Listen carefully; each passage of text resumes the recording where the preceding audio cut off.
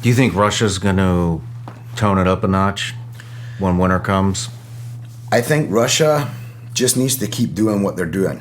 I think if Russia, the longer this goes, the more it benefits Russia. And that's been a tactic they've used in every war they've ever fought in, right? Or tried to use. If they can drag this out, it benefits them. You know, they have the money. They have the support from China. They have the support from Iran. You know, the Ukrainian military shot down an Iranian drone a few weeks ago. Like a drone, an armed drone.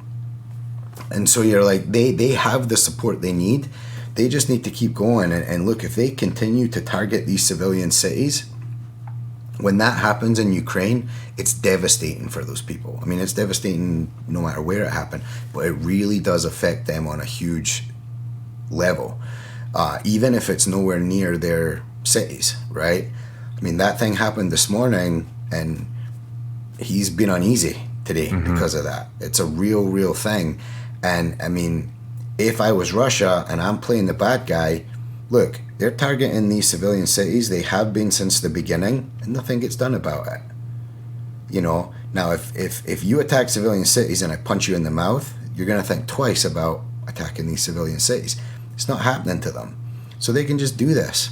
And I think Russia's thought right now is, if they do anything too crazy, like if they do fire, if Ukraine does retaliate and fire back into Moscow or into some Russian city on the other side of the border in Russia, well, we can just dangle that threat of a tactical nuclear weapon, you know, and the stuff's been going on recently here with Biden talking about how he's really worried about this and all that kind of stuff. And it's like, that becomes a real threat.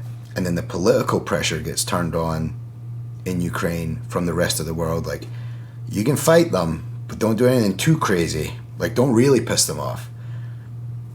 And again, if they're in my country and you're my support system, and my support system is telling me, fight back, but don't do anything too crazy, it's just, that's a very, how are you supposed to really get things done? I mean, anything too crazy, I need to do what it takes to get these guys out of my country. Yeah. Should be the response. So it's very complicated that way. And if Ukraine stays away enough to where it keeps the West happy, that doesn't mean that Russia's not going to use a tactical nuclear weapon somewhere. Yeah. Right? You know, I've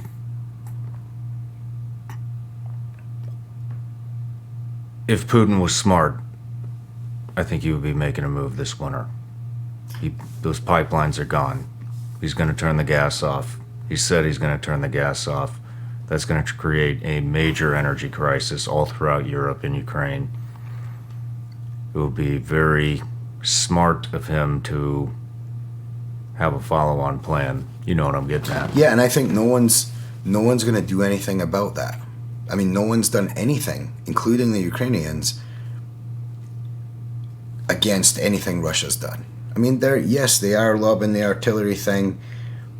My opinion, when it happened, the first time during the pullback, and this was during the pullback when there was still Russians in and around Kyiv, right? Then they pulled back once, then they pushed out a little bit, and now they've recently pulled back again. Those pullbacks, I think, are the time where, if you're Ukraine, you drive into them.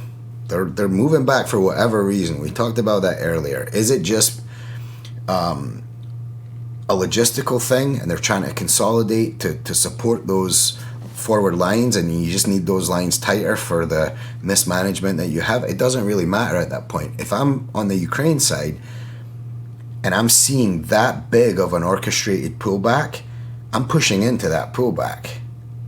I mean, that's basic chess, basic anything when it comes to tactics, right? I mean, if they're really pulling back and let's just say it is because of disorganization, then why not drive into them at that point? They're the ones that are in your country. Yeah.